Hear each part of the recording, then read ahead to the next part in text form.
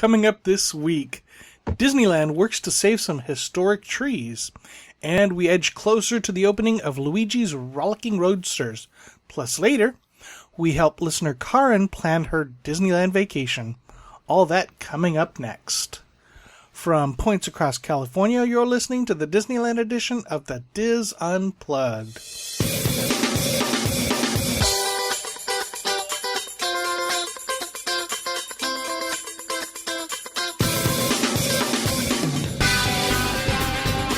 This is the Diz Unplugged Disneyland edition, episode 547 for the week of February 1st, 2016. The Diz Unplugged Disneyland edition is brought to you by Dreams Why did I say February 1st? It's not February 1st, it's February 7th. The Diz Unplugged Disneyland edition is brought to you by Dreams Unlimited Travel, helping you plan the perfect Disneyland vacation. And I haven't even been drinking. Visit them on the web at www.dreamsunlimitedtravel.com. Hello, everyone, and welcome to the show. I am your host, Tom Bell, and I'm joined by my good friends, Nancy Johnson. Pointing. Hey there. There you go. And Mary I just muted to cough. Okay, cool. And Mary Mulatto Willie. Hello. And I'm changing my script to say the 7th, even though I said the 1st.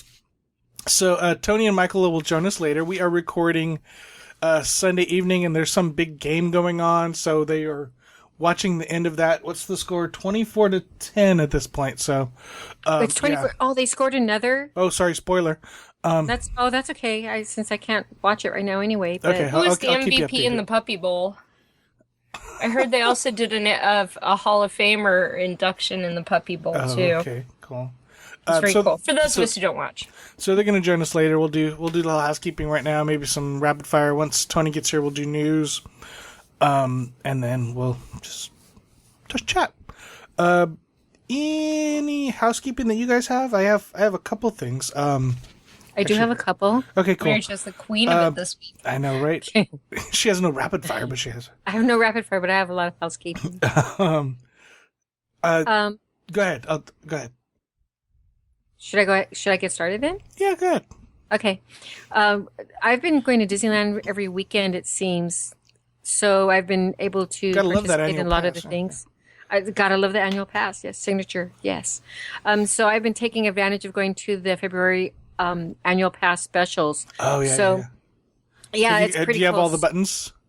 Well, you get it. Each week has a different theme. So the one that I got so far, yeah.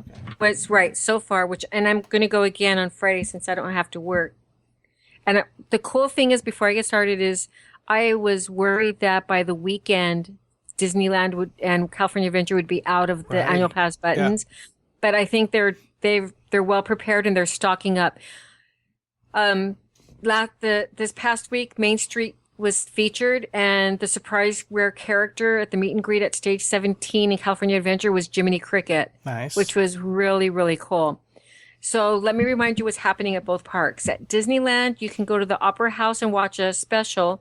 This past week, the special was Disneyland at the World's Fair. And each Monday, they start a new one. So this week, they're going to be doing Adventureland. So besides when you go there to the Opera House, you also get a weekly theme button, which was Mickey and Main Street, which I got, and a pamphlet with fun trivia. The pamphlet this week was Main Street on one side and Buena Vista Street on the other side, and it had trivia that I didn't know. So I was really happy to have that. And at California Adventure, you can go to Stage 17, which is located by Monsters, Inc. in the Hollywood area. That's also where they have the Snowfest play area for those of you who were here during the holidays. They have the meet and greet there, and you can get a button. And another location is the Blue Sky Cellar, where they have the show concepts for the parks. And when I went there, they were talking about the Disney app, and they were helping people get it or connect their APs to it. The cast members there were so helpful. I talked to a few of them, but then I realized that the Lunar New Year was happening, so I kind of ran out, I think in mid-sentence, talking to the cast members. And another cool thing about the Blue Sky Cellar, if you're an annual pass holder, you can go there and they have charging stations. So as long as you have the cord for your camera or your smartphone, etc., you can go over there and plug it in. They have a couple of tables set up with 3 or 4 plugs on them. I didn't notice if they had USB ports, but I did know that they had they had a 3-prong plug and another plug that I didn't really recognize. So make sure that you take your plug with the cable so that you can do it. There's no charge. There's no locker, so you do have to be in there while you're charging your phone. But I think that that's a great opportunity for everybody that we have there. They also have the recipe cards, and I picked up 2 of them from Michael since he asked me. So this week it was Chris's cold pie and Walt's chili and beans. So the Walt's chili and beans is served at the Carnation Cafe in Disneyland, and Chris's cold pie is a lemon chiffon pie, and it's Walt Disney's personal recipe. So I'm looking forward. I'm going to write them down or take pictures before I give these to Michael. I will tell you that they are scanning the annual pass before they give you a button. And so I had already picked up a button on Friday when I was there with Kelly at the Opera House. And when I went over to the Blue Sky Cellar, they were going to scan my annual pass. And I told him what I said. I got a button yesterday, and he said, okay, well, you don't get another button, which was fine with me. But I think that's a good quality control so that more annual pass holders have the opportunity to get them. Mm-hmm. So they probably do why have they that. still have. Correct. That's why they probably have them because the last day was today, and they want to make sure that everybody has an opportunity to get them. So I really like that. Next week's theme is going to be Adventureland, and what I hear is that Baloo and King Louie are going to be the characters for the meet and greet at stage 17. So I do recommend that the annual pass holders go there. They were telling me that they're offering free, those small bottled waters. Mm-hmm. So you get like a small bottled water. The kids' meals.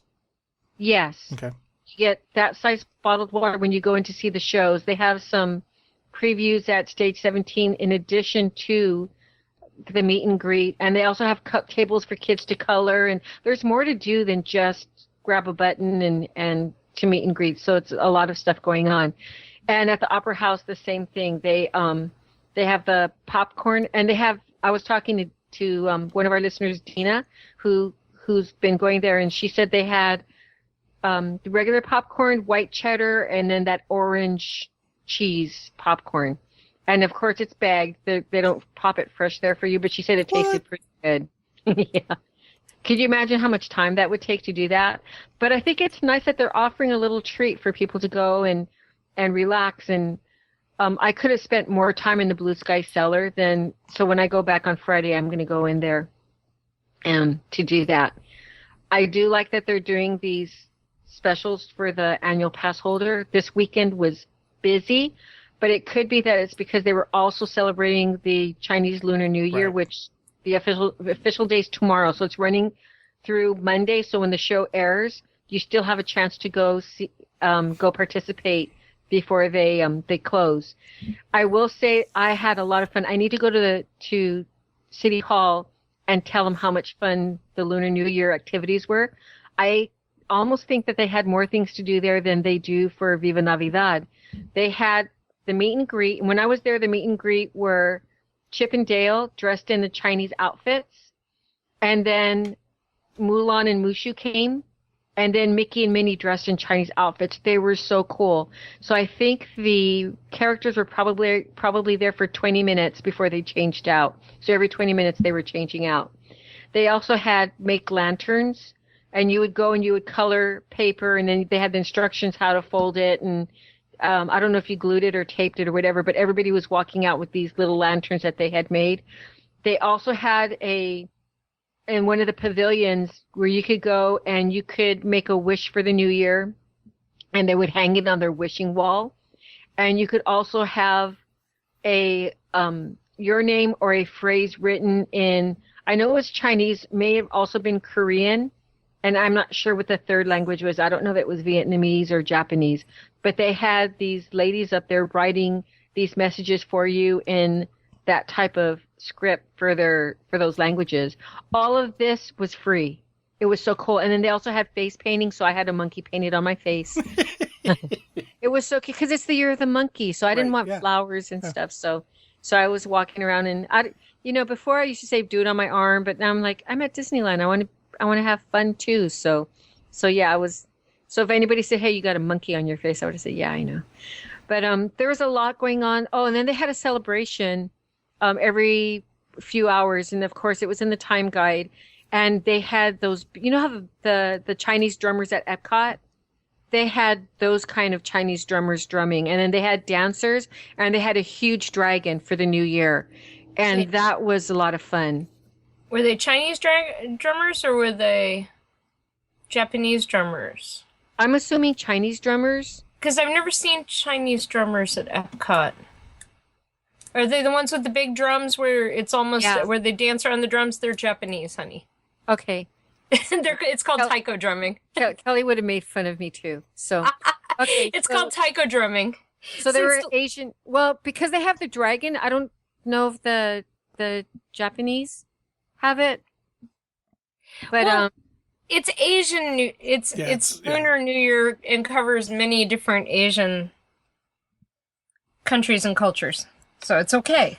Kind of like Disney Parks covers all kinds of different. Yeah. Well, that's true, and they did when you walk in, they have Chinese, Korean, and then the third one, which I'm going to assume it was Japanese, and they had it in English and in their language how they celebrate the Lunar New Year. I just thought it was very informative. It was very lively. It was very crowded, and maybe it was more crowded than Viva Navidad because Viva Navidad lasts a long time, and this was just one weekend. I loved seeing families there with their children dressed in their little Asian outfits. It was really neat. And then in the eating area in Paradise Gardens, they had different performers, either dancing, playing music,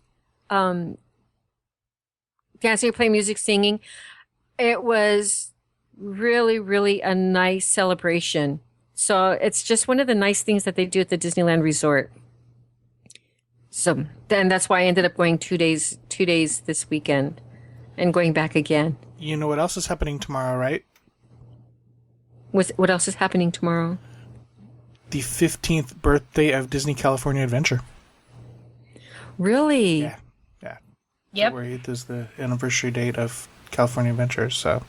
Okay, I'm going to go in. We all just remember going in January to see the previews. Yeah, we all the annual pass holders got in early, but I still have my button.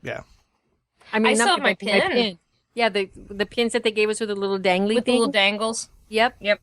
I still have mine. It's still in a little plastic bag. Oh, wow. Not going on mine eBay, too. Folks. So. Yeah, I think we have some early pins too that not they don't look like the the new kind of pins. It looks like it's like a poster or something. I'll have to look. I'll just have to find it. But anyway. Well, up in my neck of the woods, Universal had Lunar New Year too. Ooh. Did you go to it, Nancy? No, I just found a thing online where somebody else went to it. Oh, how cool though! But it does look kind of fun actually. They redecorated Universal Plaza to represent the Year of the Monkey, and they have special Asian dishes, and decor. Curious George nice. Meet and greet, yes. And get this, a Mandarin-speaking Megatron. Oh, my. And then the Five Continents Art Troupe from Shenzhen Province is actually going to be there on February 13th for an exclusive engagement. So that's pretty cool. So we'll talk more about Universal in a little bit, too. They've got a bunch of stuff going on right now. Yeah. I will say that one of the cool things, too, is that despite all of the news about El Nino coming and everything, and everybody's been worried, our weather's been gorgeous. It was in the high 80s in Anaheim during the weekend. I was in short sleeves, and at nighttime I was in short sleeves. So wow, it looks like we're going to be having good weather the rest of this week, and then in the 70s next weekend. Nice. So it's a really nice time to come to Disneyland. Yeah. Yep. It is. It was very warm today. Mm-hmm. I'm sure hotter where you live, Nancy. A little bit, not much. It got to about 80. Wow. Okay. So that was pretty good. But I mean, I was in a t-shirt. So. Cool. Want to update you on some rehabs that are going on at the hotels that we've talked about before. Some of the pools at the Disneyland Hotel have been down. We've got an opening date on those of March 12th. So March 12th, those will be open. But the Redwood pools at Grand Californian are down now as well. Those are down February 1st through the 21st. So if you want to swim, I guess because the weather's been rainy and stuff, they're choosing to do it now. But yeah, we've had a couple of them down at the same time, which is not good. However, good news, Koofy's Kitchen's back open this week, so that's a good thing. That is a good thing. Yeah. Although I think having it at Paradise Pier Hotel, was kind of nice. Yeah, it was kind of nice. Yeah. I haven't been in Goofy's Kitchen for a long time. If any of our listeners want to go to Goofy's Kitchen and doesn't mind a podcaster joining you, let me know, and that'd be fun to go do that. I don't want to go by myself. That's why. Why don't you just take my girls? Lily's been bugging to go back. Has she? Yeah. The last time I went was with your girls. That sounds about right. Yeah. Hey, the game is over, so congratulations to the winning team. I'm pretty sure it was Denver. Yeah, I think it was. Okay. I can turn the TV off now. All right. Okay. How neutral. Yeah, how neutral. I'm trying to be neutral. Yeah. One thing we talk about a lot is annual pass holder discounts. Well, I had a visitor to the Diz email me that there was a change that we didn't catch on the guided tours. It is no longer a 20% discount for annual pass holders. It's only a 15% discount. Well, yeah. Which kind of stinks. Yeah. Oh, okay. Yeah, I had heard that also. Oh, see, you don't let me know. Well, because I haven't. I booked the Walk and Walt Disney's tour for the 25th. So okay, cool. I was going to talk about it then, but it's good for everybody to know now. Yeah. Especially since they're having the annual pass special. The tours. The special tours for the annual pass holders. Yeah. Yeah. So, Tony's on. Let's bring Tony in. The girls are getting just about the age where we can actually start thinking about doing tours. Actually, they just hit the age where we can go do the Warner Brothers studio tour. Mm-hmm. So that's something we're planning on doing this year. And then doing a little review on that. Okay. So I want to go with you when you go. It'll be your review, that's cool, but I still want to go. See, this is how we negotiate, folks. Hey, Tony. Hello. I wasn't sure if you. No, I just started recording. No, we're in the middle of the show. Welcome. Yeah, sorry that some of you forgot that the most popular television event outside of the World Cup in world history just happened to be today. I know some of us forget that, and we knew we were watching it too, Tony. Yeah, we were watching it. I think why it didn't make as much difference last year is because this year we're on an hour earlier, so that's probably why it affected us more this year. Okay. Let's see. What else do we want to talk about? Oh, I know Michael wanted to talk about this, but I don't think he's going to be on in time. I have some stuff. Just saying. Okay. We talked at the beginning of the year. I did a rapid fire about the new pricing structure at Universal Studios Hollywood. Well, finally, a big newspaper caught on and wrote an article this week about it. They've made a couple of changes since going to the new structure, but so like if you book online in advance, you can save up to, was it $20, Nancy? Something like that. Yeah. Hang on, let me pull up the article. 5, 10, 15, or 20, depending on the day you're going to go. And the kicker. This is new.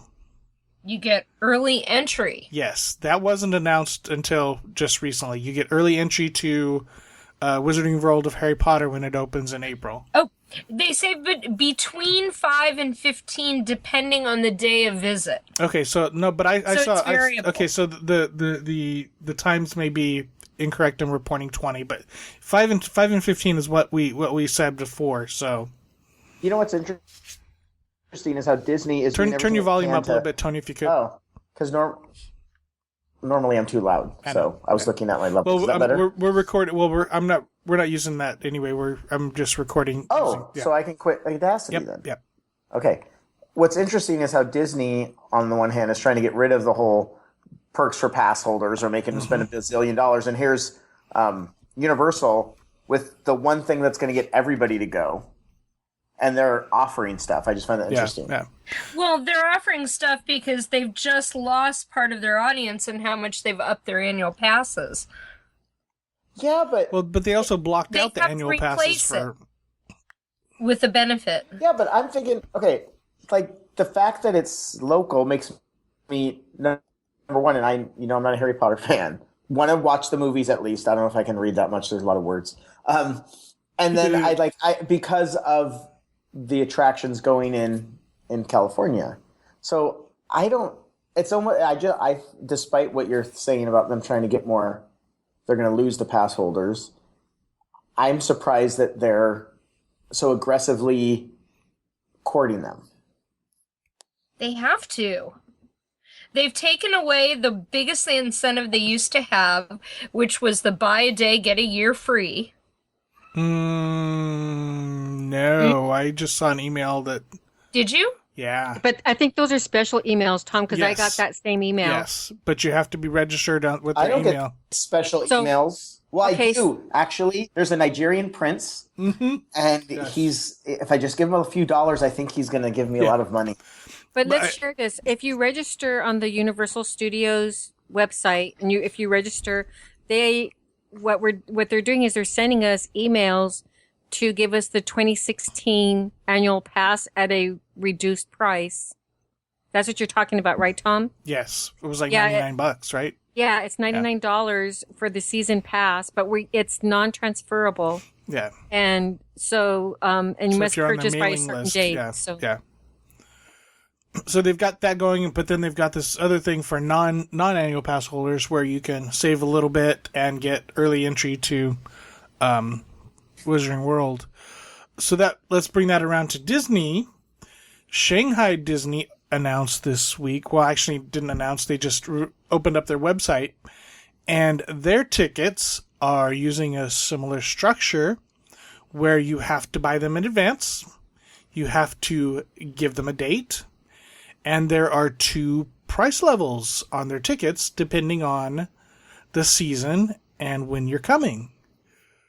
So that's really, really interesting that Disney is now on the bandwagon and starting. The other interesting thing is how freaking cheap their tickets are. Yeah. So is it cheaper for us instead of getting a pass out here to fly to Shanghai? Yes. And go? A one-day ticket's like $74 during busy season and $56 on non-peak season. Maybe we should buy a pass for Shanghai. Yeah, no. Yeah. Well, I don't know what the passes are yet, but that's just the one-day ticket. I'd love to go to Shanghai. Okay, but let me ask you, how many attractions are there at the Shanghai Disney compared to just talking Magic Kingdom to Magic Kingdom? I'm not sure yet. The park's not open, so we don't know yet, but... Oh my gosh, though, but the quality of their attractions is so much higher. Well, we're assuming. Please. You've got the Tron-based Tomorrowland, which with the Tron Cycle ride alone, that's going to kick anything else out of the park. Then you've got the new Pirates of the Caribbean themed Pirates ride, the new movie themed Pirates ride with all of like Davy Jones's, crew, all in like high grade animatronics, including like Hammerhead and some of the more creative characters. You've got that amazing little boat ride through all the vignettes. You've got, oh my God, they've just got so many really cool creative things lined up at that park that, I turned around after looking at the stuff at D23 and went, crap, I want to go to Shanghai. Yeah. So if I can turn around and go, crap, I want to go to Shanghai and tell my kids that and have my kids go, no, Mommy, you promised us Hawaii. That's got to draw me. Right. That's got to be a powerful draw. No. So we'll see how that plays out. Maybe this summer when ticket prices are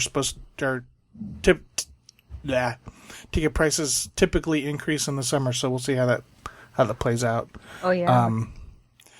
I don't know did we talk about last time about how they're going to justify a ticket price increase with all this construction going on, but they've done it before. That's what kind of worries me. And the thing is, people say that again. During Cars Land. Yep. Yeah. And the thing is, people paid it. Mm-hmm. Mm-hmm. All right, Tony, you had some housekeeping? Yes, I actually went to the Disney area because Andrew doesn't have a pass, right? And I wanted to go to Tortilla Joe's Taqueria because I was craving Mexican food. And do you believe that I've totally come around where I wanted to go there? And if there was a table, and in case people don't realize, Saturday nights are very busy, so don't expect to go to anywhere in downtown Disney at 6 o'clock. That was my stupidity. But we ended up going to Whitewater Snacks.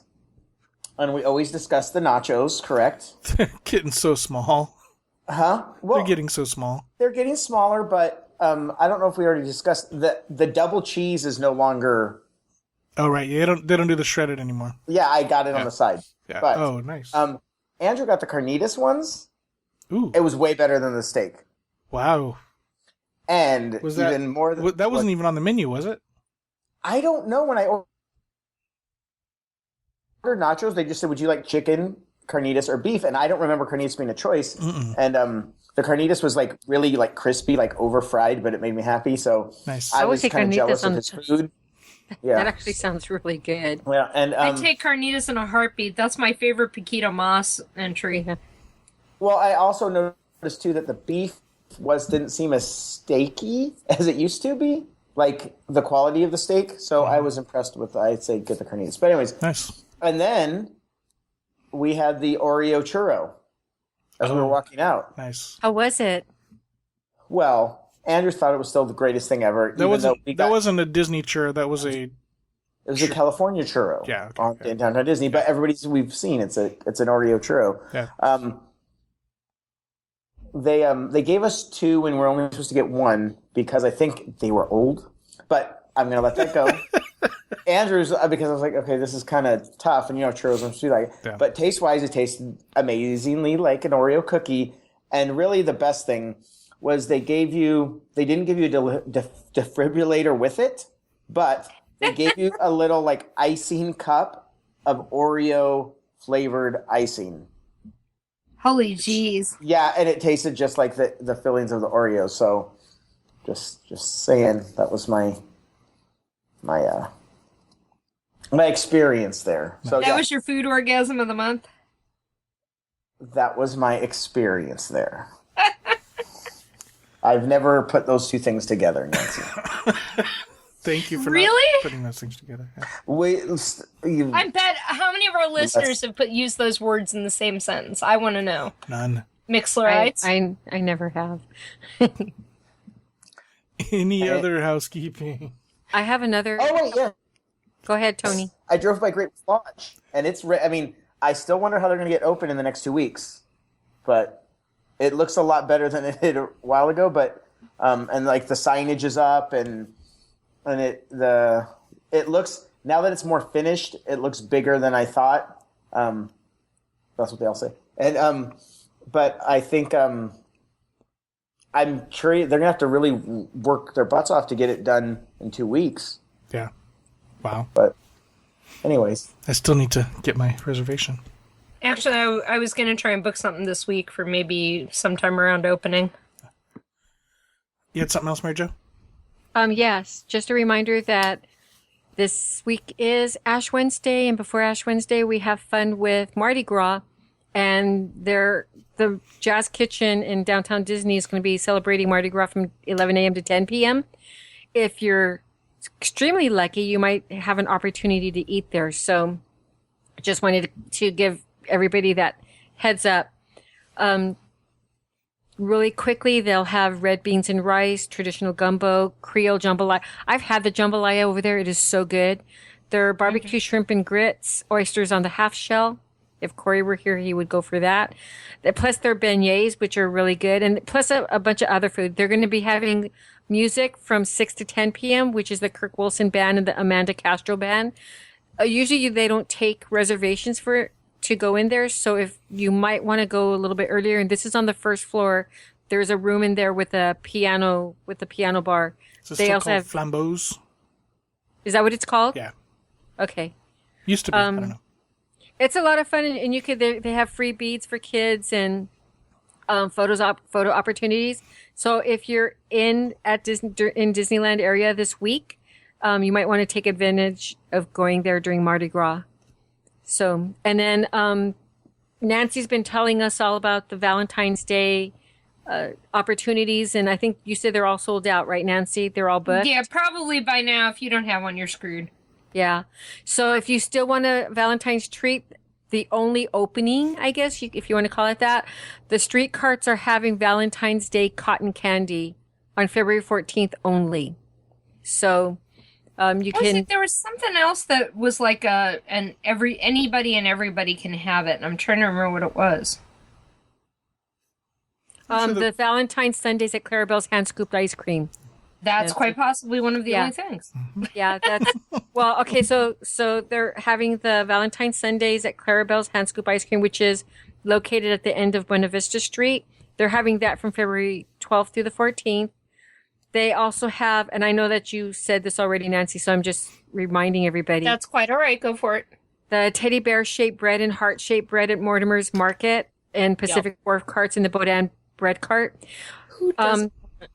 And Pacific Wharf carts will also have Valentine sugar cookie. I just want to say that I was at California Adventure yesterday, and I wanted a taste of sourdough bread. So I hadn't been in the Boudin Bakery in a long time. I went in there, and they were making. I have never seen them actually bake the bread or prepare the bread, and they were doing the Mickey heads. So we got to see how they stamp it out, how she pulls off the excess dough, how she puts the eyes on and stuff like that. So some people were able to watch that live with me. I'm not going to say how, but some people were able to watch that live with me. But I thought it was really cool that they had that. Also at the Wine Country Tutorial, that's probably one of the ones that they won't be able to, is they're going to have a special food there. So if you're lucky and there's a cancellation, you might try the Wine Country Tutorial as well as the other places that Nancy talked about. But if you want a treat, that's the, over in the Pacific Wharf, the carts, Clarabelle's hand scooped ice cream, and the cotton candy at both Disneyland and California Adventure. So those are some of those options. Very cool. That they have. And then the last thing, we've been waiting for Luigi's to open. And I know we've been talking about it and stuff. So the cool thing about the little trivia is that this is going to be the first trackless ride that's coming to California. Okay, skip that news story, Tony. Oh, well, I'll close that. Is that tab. a new story? Well, you didn't tell me. I know. I'm sorry. Well, this is a wacky show. Come on. It's fine. Okay, it's fine. well, I'm not wacky going to show. say anymore. It is. So where's the... Tony will have a lot more information. I need my horn. Yeah. Yeah, where's the zoo? Can we all talk at the same time? Disney? Okay, so Tony will talk about it. No, it's done. Cool. The news. Now I'm going to talk like that the rest of the day. Oh, my. Okay. Because it's the wacky show. That's what you get. I drank Diet Mountain Dew. I'm ready to go. Nice. Speaking of wackiness, hello to our friends listening live on Mixlr. If you want to join us, we stream the show live every Sunday beginning at 7 p.m. Pacific time or Disneyland time. Head to mixlr.com, mixlr.com, and look for us, or look for the link on Facebook or on our show notes page at www.disunplug.com. Always a good time chatting and listening with other listeners. Oh, did you guys see the first quote unquote trailer for the Disneyland 60th television special was out this week? Entertainment Weekly has it on their website, but it has a little kicker for the big special we've been talking about. And every week they add something to it. Now it's Josh Gad's gonna go behind the scenes of like to Walt's apartment and things that people can't go to. Well, and I think on when I watched the ad, there was a whole bunch of other weird stuff too. Right. Or not weird, but Yeah. surprising little features. That's totally different than lots weird, of yes. after hours filming apparently took place. Ooh. In the parks. From the way the trailer was done up, it looks like lots of extra after hours filming was done. Nice. At night. All right. Want to remind everybody about the other slate of Diz Unplugged shows. Every Monday, the Dreams Unlimited Travel Show is released. Tuesdays live at 10 a.m. Pacific. The Orlando edition of the Diz Unplugged goes live. Wednesday at 10 a.m. is the trip. Thursday at 10 a.m. is the Universal edition of the Diz Unplugged. All three of those are live on video at DizUnplugged.com or youtube.com/DizUnplugged. And then, of course, every Monday through Friday at 9 a.m. Pacific is the Daily Fix, your 3 to 4 minute news capsule of what's happening in Disney. You can find that on youtube.com/wdwinfo or www.info.com/dailyfix.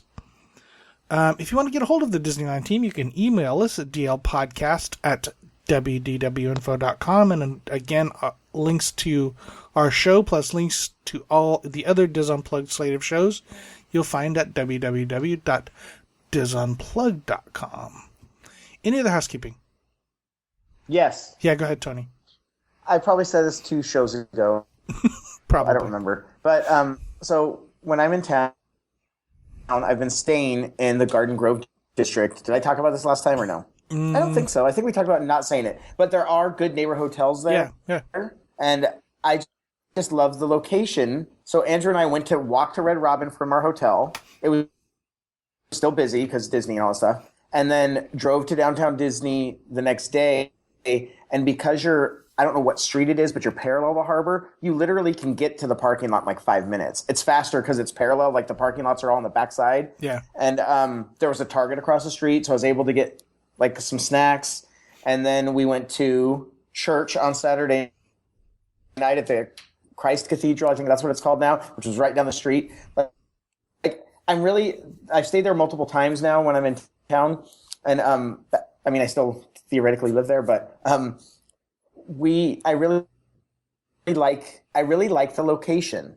And we've been doing everything with Disney when we're together, but it's a great location. And when I was looking at prices, and it is a good neighbor hotel, the one that I stayed at, and I know Dreams Unlimited does go to the good neighbor hotels. When I was looking at prices, they're absurdly cheaper. Right. Like they shouldn't be that much cheaper, but yet they're nice hotels and stuff. So I just saying, you can't walk, but it's a lot closer than you think, especially when you're not going up Harbor Boulevard. Mm-hmm. So just tell people to look into it, and cool. They are good neighbor hotels. Speaking of good neighbor hotels, the hotel we talked about a couple weeks ago, the new Courtyard. Somebody asked them on their Facebook page if they are good neighbor hotels. They said yes, but then they also qualified that with we will be available to book through Walt Disney Travel Company in, I think they said March or April or May or something. So soon you'll be able to book them. So not quite yet, but they are working on that.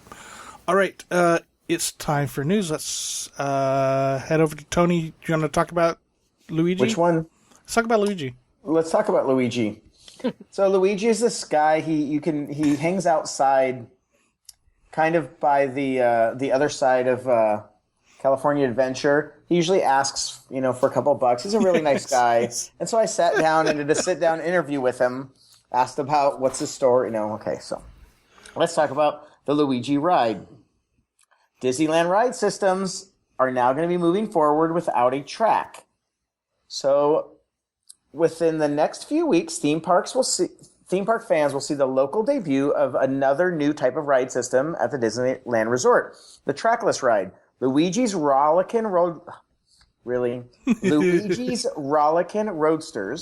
the replacement for the former Luigi's Flying Tires in Cars Land, will be the first trackless ride in Southern California. The cars will The cars on this ride will not run on or inside a defined track. Instead, a computer-controlled wireless communication system will guide the cars across Luigi's backyard, allowing the cars to spin, weave, and dance around each other along seemingly random paths. The ride has been testing for weeks, and the company has said that the ride will open in early 2016, but no official opening date is set. Trackless rides are they're new to, even though they're new to Southern California, fans elsewhere in the world have been enjoying them for years. In the 80s, Disney introduced the first where they had the moving theater. Wait, the Great Movie Ride and Universe of Energy is considered trackless? Yes. But I swear I see a track. It's just like a wire. Oh, yeah, it's just that little tiny wire. Okay, and Pooh's Honey Hunt, I'm just going to let that go, at Tokyo Disneyland is also trackless.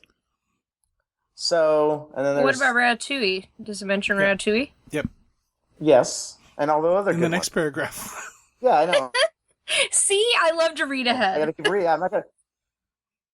Yeah, do I need to read ahead? Really? Because who cares about the other parks? Okay, what we really care... Oh, Disney's latest trackless ride opened in 2014 at Disneyland Paris with an indoor adventure themed to the Pixar film Ratatouille. This time, riders boarded Ratmobiles to ride through the oversized kitchens of Paris on another free spinning romp. I love French. Free spinning romps and Ratmobiles. Don't we all? So, with the trackless ride technology, Disney has developed a more reliable way to deliver the experience that they wanted to create in the original Luigi's Flying Tires, because it was supposed to recreate the same type of free-flowing ride experience that they had in the Flying Saucers back in the day. But they never worked because of the larger, heavier flying tires.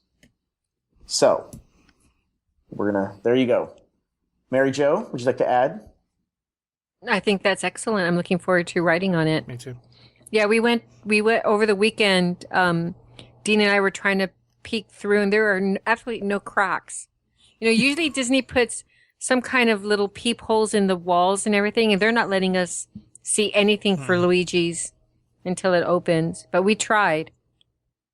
So as soon as I hear it's opening, I'm jetting on over to go ride it. That's because they knew that crazy Mary Jo woman was going to be like trying to stick her nose in the fence, her little extendable eyeball. Or Hey, with her periscoping.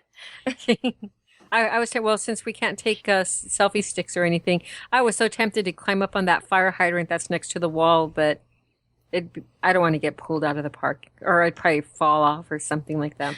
But anyway, it's going to be opening soon, so I can hardly wait. Oh, by the way, do you think you're welcome for the periscope? Periscope, yeah. Take another drink. Was there ever a fast pass for Luigi's? No. Okay. No, because they want you to enjoy all of the little queue, nuances, yeah. right, in the queue. Yeah, okay.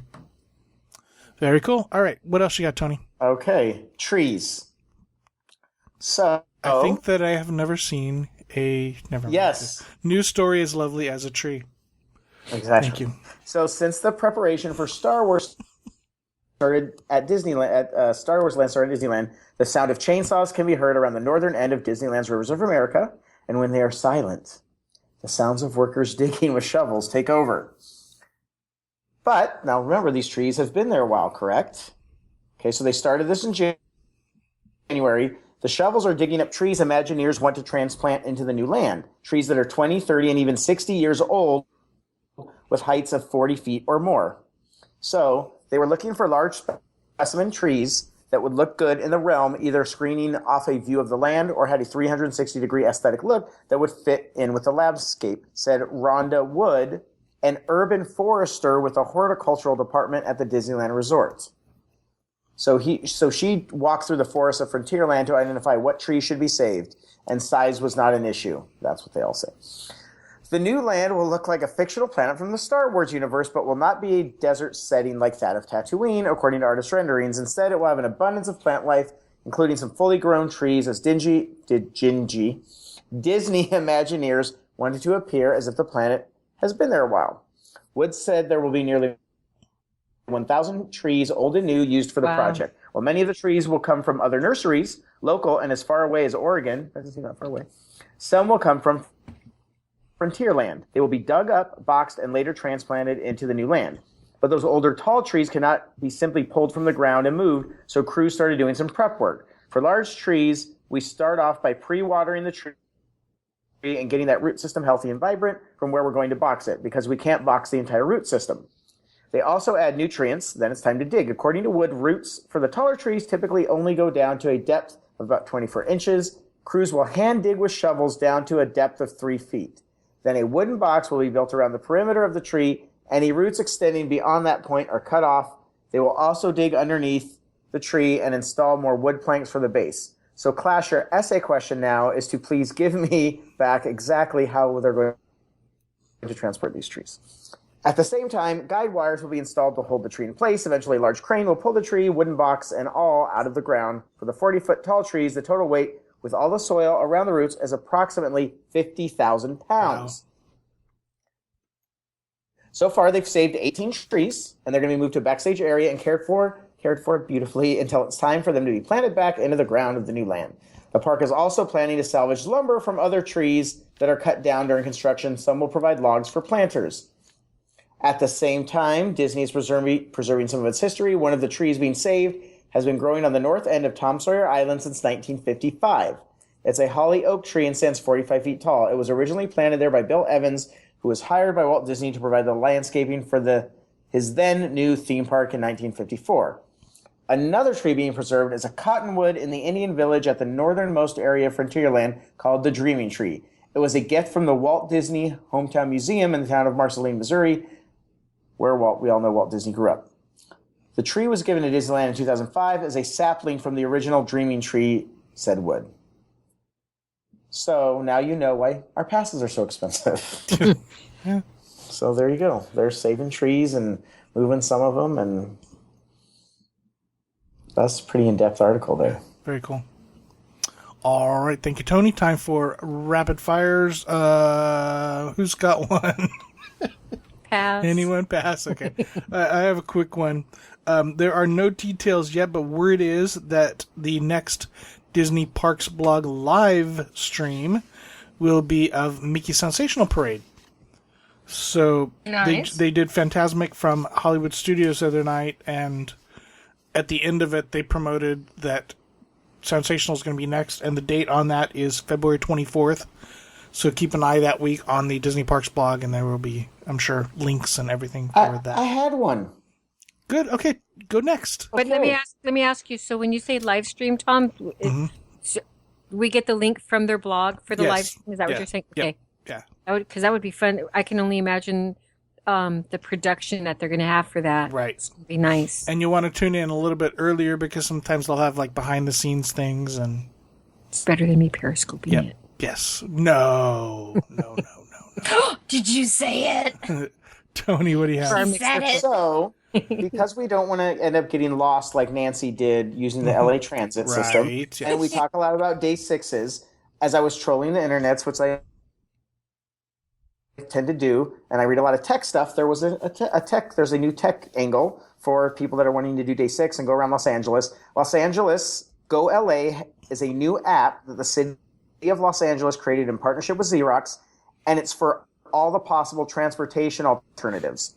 So it's not just Metro, okay? So what it does is it has, it's just like kind of like Google Maps would work for, but it includes walking, biking, driving, riding a motorcycle, taking public transit, including all of the different systems, and that's one of the problems with Los Angeles. It also includes Lyft, Zipcar. So it literally includes every possible permutation, how to get from point A to point B. It's called Go. I think if you just Google Go LA app, it also combines these different modes of transportation into various combinations for complete door-to-door directions. For example, like walk, bus, Lyft, etc. It allows you to choose itineraries based on 3 categories: sooner, cheaper, greener.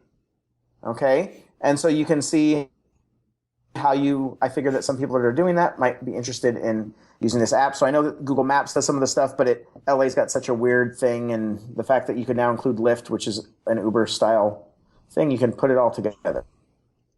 So I just thought that might be interesting to our day sixers or people that are trying to be green or people that are trying to use public transit. So it's Go LA. So nice. Very nice, Tony. Thank you for that, Nancy. You're welcome. Okay. Do you have rapid fire, Nancy? Oh, darn it. There's one I had. Hang on. And that's a no. Okay. No, I had one. I had another, like, silly thing that opened up over at Universal or something. Oh, Universal, their new maps have the restaurant next to Waterworld. Okay. I found this very interesting. There's like a little dining establishment called the Hollywood Grill, I think it was. Or that's the new... No, it used to be the Hollywood... Anyway, it's listed as having a brand new name on the maps this week. Okay. And it says opening blah blah blah, but they're calling it Hollywood and Dine. Huh. Which I thought was very California Adventure. Yeah. Well, and they also have a Hollywood and Dine at Walt Disney World and Disney's Hollywood Studios. Got it. That's been a Hollywood and Dine for years. So, the play on Hollywood and Vine for those who don't live here. So. Oh, okay. Sorry. What? Nothing. Just be a smart. Are you just being a smart butt? Yes. So that's inside Universal Studios, Nancy, or is it in the... Yes, it's in the theme park. Right, it's right there before you make the right turn to go to Waterworld. Okay. Yeah. Hang on, let me pop it up because I'm getting a hankering to go to Universal Studios. Me too. Even though it's a 3/4 day park, in my opinion, it's fun to go over there. I just like the atmosphere and City Walk in the evenings. Oh my gosh, it's such a... Debbie on Mixer just pointed out that the one at Disney at Hollywood Studios is Hollywood and Vine, not Dine. So. Oh. Close. It is Hollywood and Vine? Yeah. I always thought it was Hollywood and Dine. Speaking of Florida, I will be there. It replaces the Hollywood Grill, yes. Okay. March 2016. Cool. I will be there the next week. Not next week, but following week. So if you are in Florida, the 15th through the 18th, hit me up on Facebook and maybe we can... 15th through the 18th of... February. So I will be broadcasting live from Florida on the 14th, on Valentine's Day. And then I'll be in the parks that week. So if you happen to be in the parks, let me know and I'll wave at you. That's it? Yes, wow. That's all you get. Okay, I'm on vacation. Can I give like $10 to Give Kids a World and you can send me a video of you waving to me? Yeah, no. Yes, okay. Speaking of... Did we discuss the idea that I came up with and texted you that I backed out of, Tom? No. Okay, can we? You're not ready to commit? It's a year away? Yeah, no, later. Okay. I don't even remember what it was. So that's what scares me. No, we discussed, I think it would be cool to record during halftime of next year's Super Bowl. Oh, yeah. We should do it some kind of charity thing for Give Kids the World. Like, I don't know, maybe Pete, because he's got, Pete, could like somebody, maybe not us, but could like as many Mixler listeners as we give, we'll put $10 or something, but we got a year to figure it out. Yeah. Because, hey, I saw the halftime show. I guess I'm getting old. You think we could do better than Coldplay? Well, I couldn't hear anything. Okay. I'm just saying, I'm getting old because I'm like, okay, I'm done with that. Shows. I'm not getting who these young whippersnappers are. Speaking of Give Kids the World, we're receiving some troubling news that we may not have a Coasting for Kids this year. So we're keeping an eye on that. And I'm not happy about it. But apparently Cedar Fair has partnered with another charity. And so they're doing something different. So, Give Kids the World is working on it, but I don't know what's going to happen. It's kind of stinks because those were some great fundraisers for them, and if they don't have that, they need to figure out something else to kind of replace that income. Don't you think, Mary Jo? I think so. It not only for the camaraderie of people raising money, but just it went for a good cause. And I always say, the Give Kids the World gives a family a week of normalcy. Yeah. Things that we take for granted. And I know people who've benefited from Give Kids the World, or their family members have benefited, and the effects are they last for a lifetime. The hope that they're given. Hey, Michael, go Broncos. Yes. Hi, Michael. I just got in. Michael. Hi. Oh, God. Everything was against me getting home. The CHP closed both sides of the freeway right before our town. So wait, time out. I just realized you're up there. I can't believe you even got home with all the craziness because the Super Bowl's like at your house. Oh, no. We live in the Sacramento area. Oh. We live outside of Sacramento. You just ruined my magic. I was like, I imagined you on the Golden Gate Bridge all the time, hanging off the side. Oh, we do that. Okay. It's those Disney Family Museum visits. Were you listening live to us, Michael? No, I wasn't. Okay. We already talked. What did I miss? We already talked about Shanghai, but if you want to, talk about do your rapid fire real quick, we can do that. Okay. Right now? Yeah, sure. Oh, okay, terrific. Let me just sort of gather myself up here. Okay, cool. We'll catch up. While he's doing that, Yeah, go ahead, I just found something saying that that wave pool fountain that was outside the Billabong store at City Walk. Okay, yeah, and Universal. Oh, okay. yeah. Yeah, they always had that little wave pool. Right. Well, that's gone. Oh, okay, cool. They filled it in and tiled it over. Kind of like the pool at the motel that I shall remain nameless. Sorry. Roadway Inn. Okay. Bitter much? Yes. Party of swimsuit? Yeah. What? But the pool had been bitter party of swimsuit. Just have swimsuit travel. You're way too far. All right, Michael.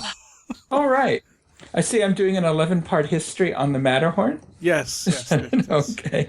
Well, speaking of epics, it's time to put on your tuxedos and sequins gowns for Oscar night. So I have a few events for you to help you prepare for Hollywood's biggest night. If you're up in Northern California, speaking of hanging off the Golden Gate Bridge, the Walt Disney Family Museum is hosting an Academy Awards week. And they're hosting some animated shorts, and I'm just bringing that one up right now. What they're going to be doing is SpongeBob wears animated shorts. Yes, he does. On Friday, February 19th at 7:30, they're going to be showcasing all of the Academy Award winning and nominated animated shorts, and that is free. You just have to contact the museum and get tickets and all that.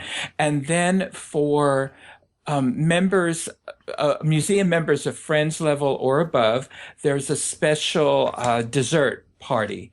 And that is, I think the tickets for that are $24. So you want to contact the museum. You sign up for the tickets to see the shorts online, and then the members to go to the dessert party, they have to call in or send an email to the museum. And not only are you going to be able to see the animated shorts, but they're going to have some of the show's, the filmmakers there to talk about the animated shorts. So that should be good. If you are in the LA area, you get a whole week of Oscar events at the Academy Samuel Goldwyn Theater in Beverly Hills, February 24th to the 27th. And on February 23rd, you also get to see the Oscar short nominees. And on the 24th, you see all the nominated documentaries. On the 25th, you see all the animated features The 27th, the foreign language films, and on the 27th, the ones who are there's a symposium on makeup and hairstyling, and all these tickets are they're like $5 each. I think if you're a member, it's $3. Then it's $5. We'll have a link in our show notes to where you can sign up for these. And even if they're sold out, because I know one is sold out already, they do have a standby line, and so all of the instructions, are there for that. So you can do that. Now, one of the things. Oh, here's my printout I've been looking for all this time. So nice stalling. Thank you. So anyway, and then after you see all of these, you can watch the Oscars on when is it, February 28th on ABC, and you can root on your favorite Disney films, because Disney did receive 50 nominations for the 88th Oscars, including Lucasfilm's Star Wars: The Force Awakens. It earned a nod in 5 categories, including visual effects and original score. Disney Pixar's animated feature Inside Out was nominated in 2 categories: animated feature film and original screenplay. And Sanjay's Super Team has been nominated in the animated short film category. Disney's live-action Cinderella also earned a nomination in costume design for the triple Oscar winner, Sandy Powell's creations. Just that dress alone should win it. Additionally, the Disney released Bridge of Spies, which is a DreamWorks studio production directed by Steven Spielberg, received 6 nominations, including Best Picture, Best Actor in Supporting Role for Mark Rylance, and Original Screenplay. So there you go. So that's it for the Oscars. So cheer on your favorite Disney nominees. All right, thank you, Michael. We've everybody else is gone, Michael. So, do you want to talk about the big game and how it relates to Disney real quick? Yes. Well, one of the highlights for Disney fans who watch the Super Bowl or the Super Bowl commercials each year is the commercial following the game that will always be associated with the Super Bowl. I'm going to Disney World and I'm going to Disneyland, since New York's quarterback Phil Simms first shouted out the phrases in 1987 when he was named the MVP of Super Bowl 21. And of course, Super Bowl 50 just ended just a short time ago. Since 1987, these 2 phrases have been used as part of Disney's What Next campaign. And Phil Simms kicked off the tradition after the New York Giants beat the Denver Broncos in Super Bowl 21. Wow, talk about ironic there, huh? So, Denver won, for those of you who don't know. Now, for those of you who taped the show, I'm sorry. So much for Tom's neutrality earlier. I wasn't there for that. So, anyway, Simms claiming he would celebrate the victory by going to the Disney parks. This was not unplanned. The idea reportedly originated with Jane Eisner, the wife of Disney CEO Michael Eisner. In his 1998 memoir, Work in Progress, Disney CEO Michael Eisner credited his wife Jane with the idea for the campaign. So according to Eisner, during the January 1987 grand opening for the Star Wars attraction at Disneyland, the couple dined with Dick Rutan and Jana Yeager, who in December 1986 had piloted the first aircraft to fly around the world without stopping or refueling. So after Jane Eisner asked what the pilots planned to do next, they replied, "Well, we're going to Disneyland." And she later told her husband that phrase would make a great advertising campaign. So both Simms and Broncos quarterback John Elway agreed to say the famous line in exchange for $75,000 if they were victorious. Simms ultimately walked away with the loot. So I always wondered, maybe they were paid in Disney dollars. Now, when Disney, sort of marketing was asked if this story was true about that Jane Eisner originated this, and they would not comment. They said that they do not comment on information about their marketing campaigns. Oh, jeez. So, anyway.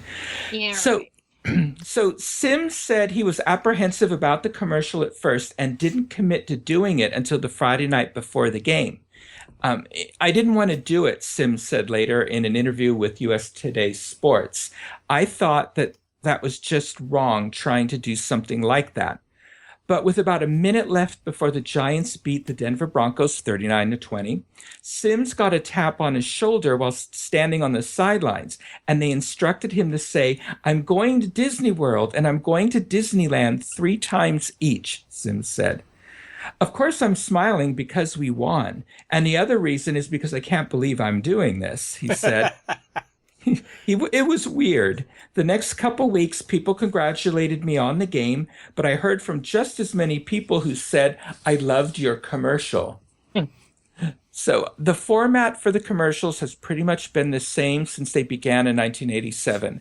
After a series of highlights set to "When You Wish Upon a Star" from Pinocchio, the camera cuts to a player in the celebration on the field immediately after a Super Bowl win, and a narrator asks the famous question, name, "You've just won the Super Bowl. What are you going to do next?" The player looks into the camera and responds, and the commercial ends with an image of fireworks exploding over Cinderella Castle at Disney World or Sleeping Beauty Castle at Disneyland. And the unseen voice posing the question is Mark Champion, who's very familiar with the professional sports scene. Mark Champion is a veteran radio play-by-play announcer for the Tampa Bay Buccaneers, Detroit Lions, Detroit Pistons, and Westwood One. So typically the player records 2 versions of the commercial, one for each phrase, so that the ads can be broadcast in different media markets in the United States to strategically promote either the Walt Disney World Resort in Florida or the Disneyland Resort in California. In most cases, Disney arranges for its star to appear in a parade at either Disneyland or one of the Walt Disney World theme parks the day immediately following the victory in order to fulfill the spoken promise in one of the commercials. So Disney gives them an MVP, all-expense-paid trip, flying them on a private jet to Disneyland or Disney World, and then puts their family up in a suite for the duration of their vacation. Rumor has it they're also paid in the neighborhood of $30,000 or so. The commercial has aired after every Super Bowl since 1987, except for one. In 2005, the commercial did not air, and Disney has never provided an official reason for not airing the commercial. And there's no predicting who gets to appear in the commercials and say the famous phrase. So if you're a quarterback or a Super Bowl MVP, your odds increase, though coaches, running backs, and wide receivers have also taken part. Other sports have occasionally had their What's Next commercials. The same year Sims aired in the first commercials, Magic Johnson's of the Los Angeles Lakers and Frank Villa of the Minnesota Twins also appeared in similar commercials. Other talents appearing in the Disney What Next commercials include Santa Claus, Gretchen Carlson as 1988 Miss America, various college graduates, Jeff Gordon, the 1994 Brickyard 400 winner, and even some American Idol winners. So Tom, Nancy, Mary Jo, and Tony, you're going to celebrate the 5th anniversary of the Diz Unplugged Disneyland edition. So what are you going to do next? I'm going to Disneyland. No, Tom will probably have to make us record a podcast that I'm going night. to Disney So. World. So there you go. And awesome. I was also reading on how difficult it is to record this because they want to capture the excitement of the moment without getting in the way, because usually the field is in pandemonium when they're recording this, and they still want to get it when all the bunting and ticker tape and everything is flying down, and they say it is really, really difficult to record the commercial, and basically they've got one shot. Do they have 2 crews if the game is close and they have to be on both sidelines? They have multiple camera crews. Okay. Because to get different angles if they need to, stuff like that. So very cool. Anyway, and yes, the 5th anniversary of the Diz Unplugged Disneyland edition is coming up. week from Wednesday. So maybe we'll have something special on next week's show. Yay. Ooh, Valentine's Day. Yes. Sweet. So take your Celebrating Valentine out. romance. Take your Valentine out for lunch and then listen to us later. Or have a romantic dinner with us in the background. Yes. And watch and have spaghetti and meatballs with your significant other and pretend you're Lady and the Tramp. All right. Thank you, Michael. For those of you listening live, we'll be up next. Karen Johnson will be up next, and we're going to help her plan her trip. For those of you listening on iTunes, thank you. That is going to do it for this segment of the Diz Unplugged. Be sure to catch all of our other Diz Unplugged podcasts this week. And, of course, we will be back again with you next week. Until then, remember, Disneyland is always more magical when it's shared. Thanks for listening.